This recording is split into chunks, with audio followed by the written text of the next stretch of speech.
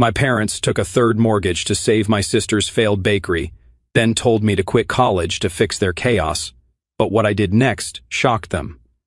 I, a 19-year-old female, have an older sister who is 23 years old, and she's the golden child for my parents. Full disclosure, I don't think my parents even wanted to have me and have always made it a point to make me feel ignored and unwanted. I was always the less important kid, and they would discourage me from doing anything that would steal the limelight from my sister. My sister herself is pretty damn ordinary. I'm going to be blunt and say that she's just not as good as me in any way whatsoever, yet she's the one my parents have always hyped up and supported.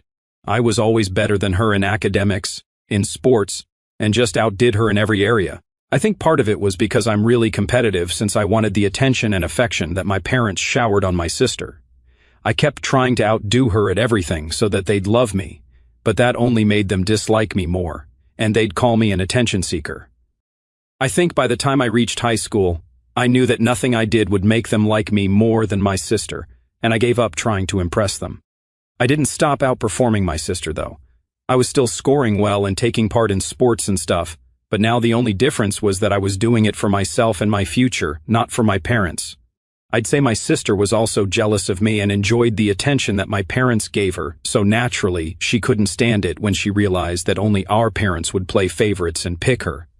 But everyone apart from them could see clearly who the better sibling was. I put in my best efforts to make her my friend, but she was always too full of herself to even consider being nice to me. So, by the time it was time for me to go to college, I wasn't on good terms with anyone in my family, and I think we were all really relieved to get rid of each other. I started college 2 years ago, and I'm a business major because I've always fancied myself an entrepreneur. I don't have to pay the full tuition either because I got a scholarship, and whatever amount I do have to pay is covered by my best friend's dad. My best friend is well aware of my family situation and also knows that they would never give me any money if it meant that I would stand the chance to do better in life than my sister. So, her dad stepped up and paid for my spot so that I wouldn't have to ask my parents for money, and neither would I have to get a student loan. 60% of my tuition has been waived because of the scholarship anyway, so it's not a lot of money that he has to spend, but I'm still really grateful to him. I obviously do plan on returning the money to him eventually when I have the means to, but for now, he's the one who's handling my education as well as his own daughters. They're really rich too, unlike my own family, so it's not a problem for them. And I'm really lucky that they're so generous, unlike my parents. My parents think I'm studying here for free because I told them that 100% of my tuition would be waived. And they were greatly relieved because they wouldn't have to spend a single dime on my education and could continue spoiling their eldest daughter. I'm also working a part-time job as a tutor to cover other expenses, and I get by somehow. I have to live frugally, but since my accommodation and food are taken care of by the college, since I live on campus, I don't have much to worry about. My family is not very financially stable, and my parents had already mortgaged all their jewelry and my grandpa's house 4 years ago to be able to fund their textile business. While it helped a little, they're still not doing as well as they'd like to. They don't let me have a say or advise them either, so I can't help them. I used to be really paranoid about their debts until I read somewhere that since I'm not a co-signer on their debts, I'm not going to inherit them either.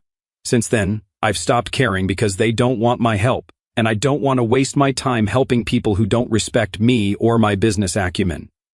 Yesterday, however, I received a call from my parents in the afternoon where they told me that my sister was in trouble, and so were they, and they needed my help to bail them out of this. Apparently, my parents had mortgaged the house they currently resided in almost a year ago to fund my sister's bakery.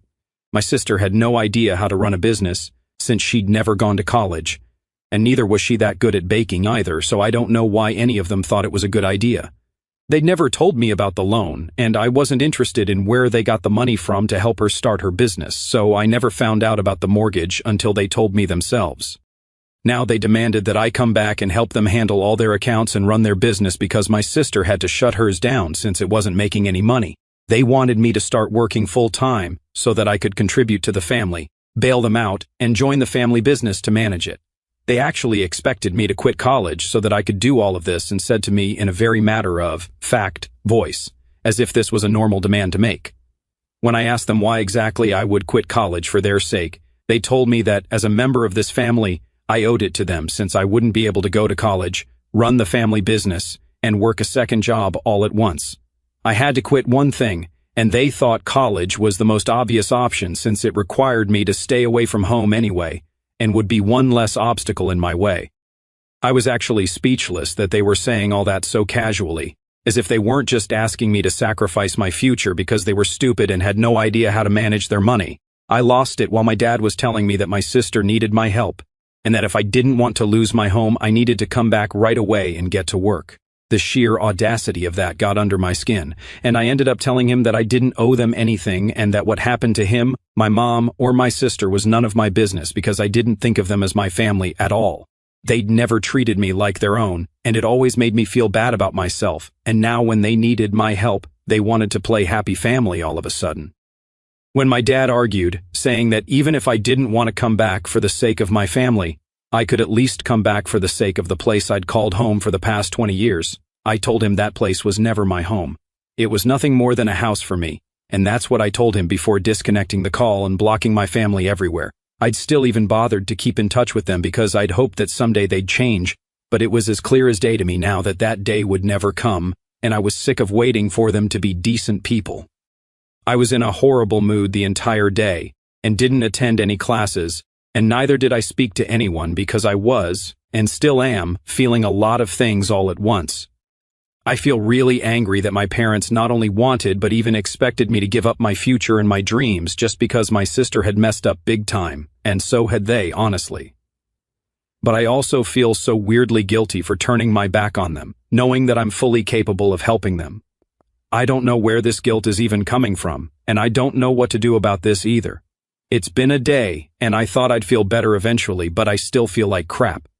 The last time I saw my family was last Christmas, and we had a decent time.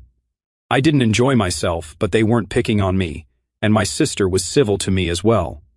But now I think it was all an act because they knew that they'd need my help at some point. I just feel so weird and horrible. I haven't spoken to anyone about this, not even my best friend, because I don't even know where to start. I guess the reason I'm here is because I really could do with some reassurance that I'm not in the wrong here. So, am I the asshole for abandoning my family when they needed my help after they mistreated me my entire life? I don't know where exactly to begin, but I really just want to thank everyone who validated my feelings and reassured me that I wasn't being selfish here. I've been thinking about this a lot, and I don't know why my parents would even think that I would do what they asked of me after all that they'd put me through. I can't believe that I skipped one whole day of classes just because of this nonsense. I guess that's the part that I regret the most right now. Laugh out loud. It's been 3 days since then, and I haven't heard from them yet. I don't know what they're up to, and I don't care either, as long as they don't bother me again. I have a lot to worry about already, and I don't need more of it. I told my best friend about what my parents told me, and she's honestly so sweet that she offered to help me out instantly, but I told her that I was all right and had nothing to worry about. The only thing I wanted from her was emotional support and some reassurance that everything would be all right because, honestly, my mental health had just gone for a toss after that day. It's not my family that I'm worried about, but myself. I probably won't have a home to go back to once I'm out of college, and even though I know my friends would be willing to help me out, I don't think I want to constantly have to rely on my friends. I have to work twice as hard now to make sure that I graduate top of my class and land a well-paying job as soon as I'm out of college, because I really can't afford to slack off right now. I've been driving myself nuts with anxiety about the future, and I can't get myself to stop, even though I know I can't really control what's going to happen, and all I can do is give my best. Gosh, I just wish my family wasn't awful like this. So my family showed up at college today, and I was shocked that they'd even had the audacity to turn up here after what they'd done. They said that they wanted to take me out for lunch and discuss certain things with me. We were in the lobby, and I didn't want to have a dramatic showdown in front of all my friends, so I agreed to go with them just so that they'd leave me alone. I didn't trust them though, so I said that I'd choose the place, and I picked the diner that I usually went to whenever I felt like having something other than the food from the cafeteria. The owners knew me really well, so I knew that I could count on them to help me out if my family tried anything funny. When I went there, I did see the man who owned the restaurant working at the counter, so I knew I was safe, and I even waved at him to let him know I was there. Once we were sitting, they told me to order some food, but I refused to because I just didn't feel like eating with them, and I'd rather go hungry. But they insisted, so I ordered a lemonade but no food. They ordered 4 meals for themselves, and while we waited for the food to come, they got to the purpose of their little visit. They told me that they were there to talk about the financial crisis they were facing, which I already knew. Once again, they told me to reconsider what they asked me earlier, and once again, I had to tell them that I wasn't quitting college to help them with their loans, because they hadn't consulted me or included me in the discussions before making those decisions. So now it wasn't my responsibility anymore. My sister got agitated and started accusing me of being jealous of her, which is why I was refusing to help them out. This was laughable since she literally had nothing that could make me feel jealous. She was the one who'd always been insecure because of me and not the other way around. Speaking of which, a lot of you said that I sounded bitter and resentful while talking about my sister in the first post, and I just want to touch on that before I continue. So yes, I most certainly did sound that way, and it's because I am bitter and resentful. She was always favored over me, even though she never did anything to deserve the preferential treatment, and I was always pushed aside because of her. I think anyone else in my place would have felt the same way. But anyway, my mother managed to shush my sister, and then came the emotional blackmail. My parents started talking about how the only reason I was even able to go to college was because they educated me and made sure that I had everything I needed to secure a spot in a good college. That was the bare minimum that they could have done for a child that they chose to bring into the world. And let's not forget that what they were saying was required by law, so it's not as if they were doing me a favor.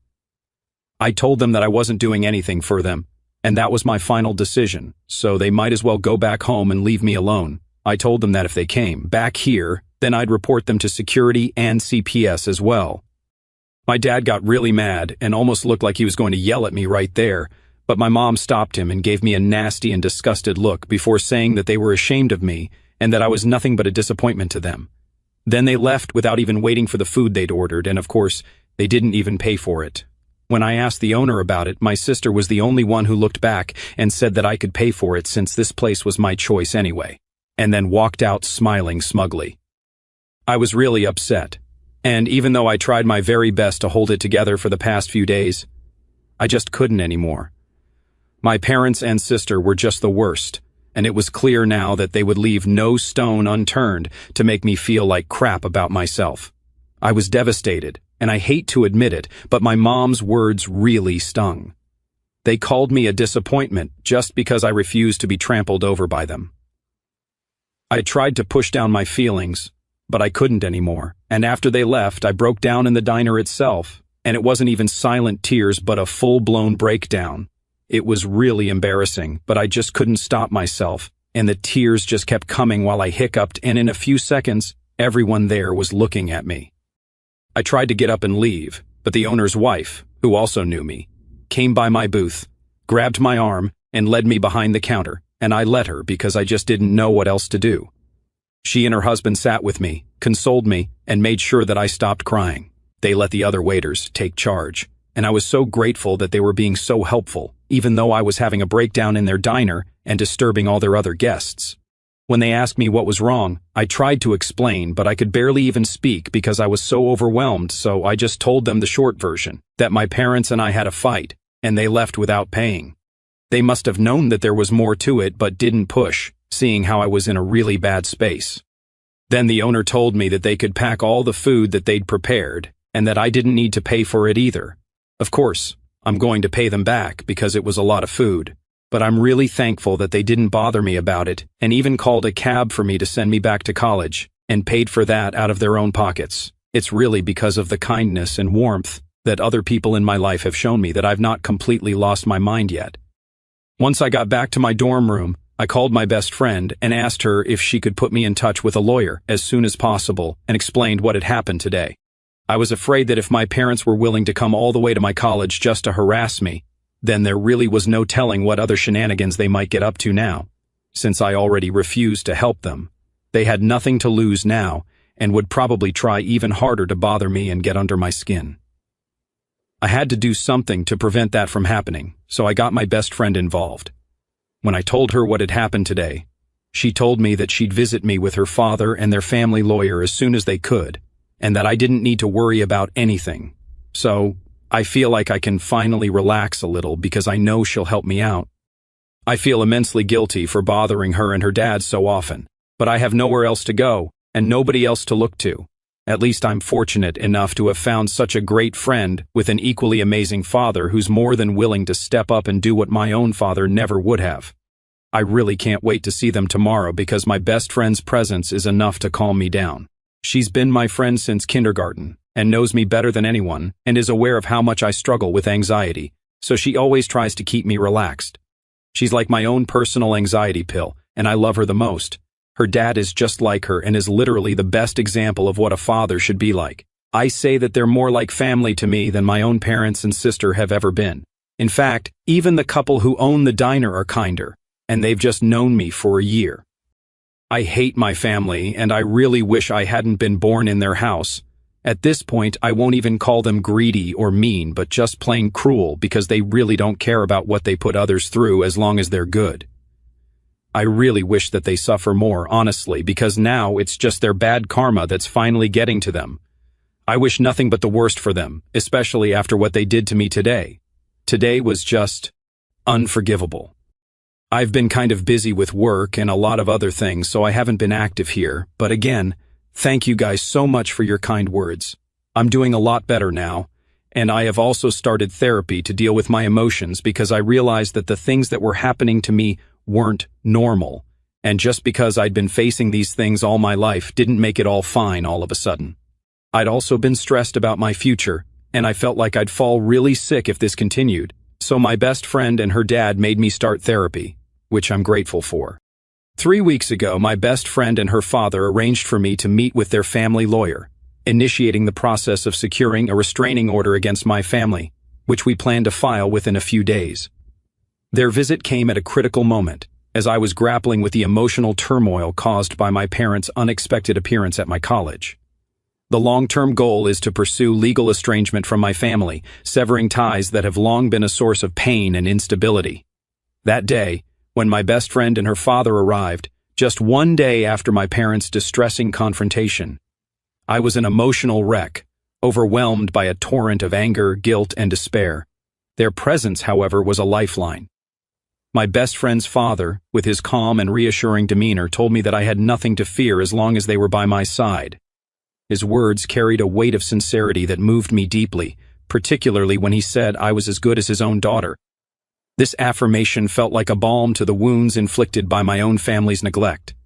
My best friend, whose mother passed away mere months after her birth, echoed his sentiment, saying that if she were to have a sister, I would be the kind of person they'd envision. Their words pierced through the guilt that had been gnawing at me, reminding me that I was not the burden I feared myself to be. They assured me that their support was given freely, without expectation, and that they were genuinely happy to stand by me during this challenging time.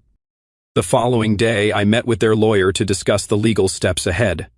Unfortunately, both her father and the lawyer had to return to their professional obligations shortly after, but my best friend stayed with me for several days. A gesture that meant the world to me. Her presence was a source of comfort and joy, transforming those difficult days into moments of lightness and reprieve. We spent time together, laughing and sharing stories, which allowed me to momentarily set aside the weight of my family's actions. It was she who gently but firmly insisted that I seek professional help to navigate my emotional struggles. She helped me research therapists in the area, and even ensured I booked my first session, a step I might not have taken without her encouragement. Since then, I've been attending therapy twice weekly, and though I'm far from fully healed, these sessions have marked the beginning of a journey toward emotional recovery. The process has helped me confront the deep-seated pain of my family's mistreatment and the anxiety about my future, which had been overwhelming me.